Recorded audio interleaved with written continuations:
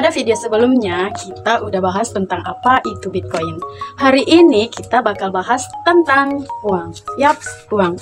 Kenapa uang itu bisa bernilai? Kenapa uang bisa membeli barang yang kita inginkan?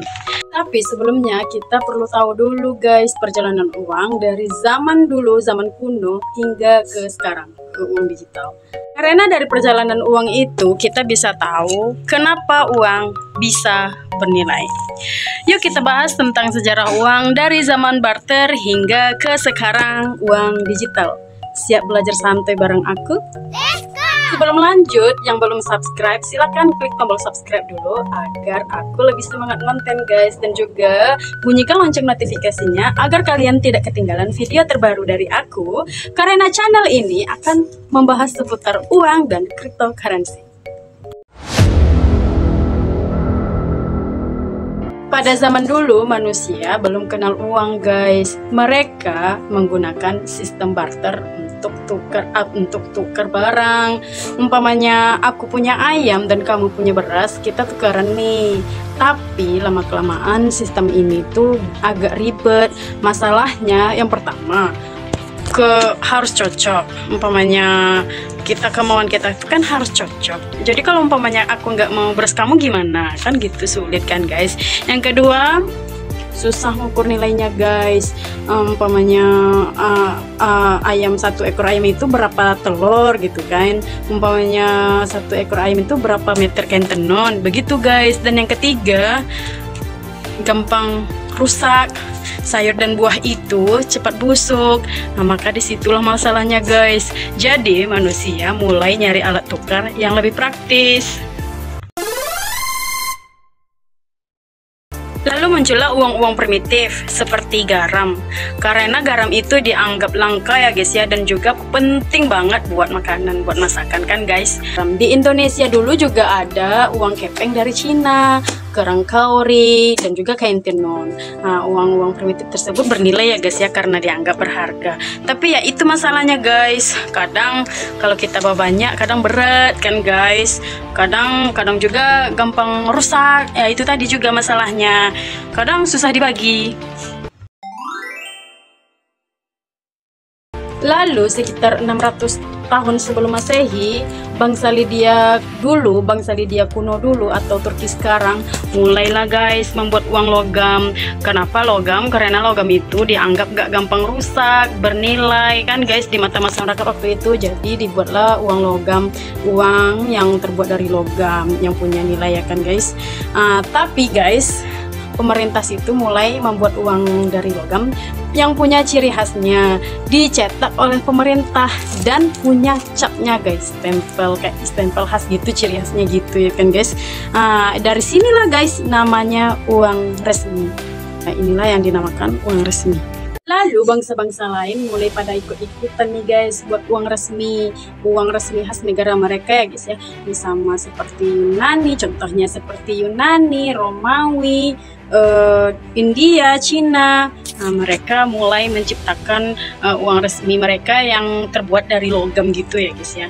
Nah, mata uang resmi ini guys menyebar lewat jalur yang namanya perdagangan. Di Indonesia dulu uang logam itu masuk lewat jalur rempah ya guys ya, dan juga lewat jalur perdagangan internasional. Zaman makin maju, orang-orang pada kesulitan bawa uang logam kan guys. Kadang transaksi besar bawanya harus banyak, dan juga kadang itu yang buat berat, kadang susah juga. Nah, lalu di Cina pada abad ke-7 mulailah guys mereka itu membuat uang kertas ya guys ya, tapi ada jaminannya, yaitu jaminannya emas. Makanya pemerintah itu buat surat utang gitu ya guys ya, yang bacanya IOU itu saya berutang padamu, tapi jaminannya ada, jaminannya emas malah. Nah, dari kertas inilah guys bisa dijadikan alat tukar karena ada jaminannya kan guys, emas kan guys. Lalu sistem ini menyebarlah guys ke Eropa.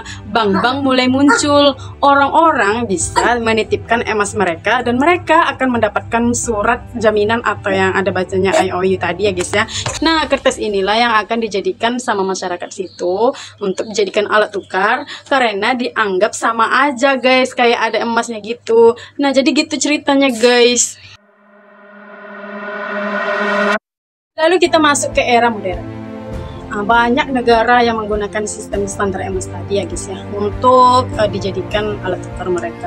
Artinya uang yang mereka cetak itu harus ada standar cadangan, harus ada cadangan emasnya di bank, bukan asal-asal cetak. Tapi lama-lama sistem ini nggak dianggap fleksibel karena pemerintah apabila butuh uang banyak kan guys kan, masa mereka harus ada cadangan emasnya gitu guys, apalagi untuk pembangunan, umpamanya untuk pembangunan atau ada krisis ekonomi dan juga untuk buat jalan, masa harus ada emasnya dulu.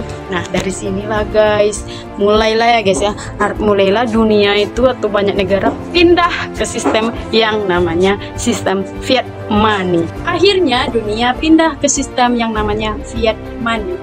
Uang ditentukan nilainya oleh pemerintah, bukan lagi oleh emas ya guys ya.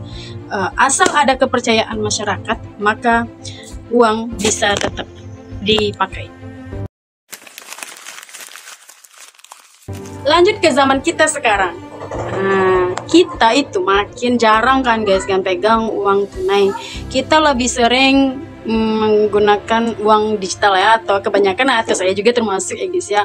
Kenapa? Gajian lewat masuk rekening, belanja tinggal klik, apalagi transfer tinggal klik. Semua uang-uang yang kayak tadi itu bentuknya sekarang cuma angka-angka di HP ya guys ya, atau namanya uang digital.